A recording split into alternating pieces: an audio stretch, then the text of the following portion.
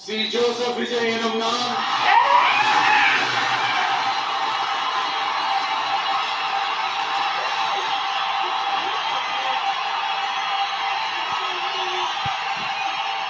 சட்டப்படி அமைக்கப்பெற்ற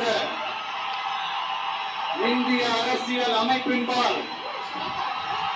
உண்மையான நம்பிக்கையும் மாறா பற்றும் கொண்டிருப்பேன் என்றும் இந்திய நாட்டின் ஒப்பில்லாத முழு முதல் ஆட்சியையும் உரிமையையும் நிலைநிறுத்துவேன் என்றும் தமிழ்நாட்டு அரசின் முதலமைச்சராக உண்மையாகவும் உளச்சான்றின்படியும் என் கடமைகளை நிறைவேற்றுவேன் என்றும் அரசியல் அமைப்பிற்கும் சட்டத்திற்கும் இணங்க அச்சமும் ஒருதலை சார்பும் இன்றி விருப்பு வெறுப்பை விலக்கி பலதரப்பட்ட மக்கள் அனைவருக்கும் நேர்மையானதை செய்வேன் என்றும் ஆண்டவன் மீது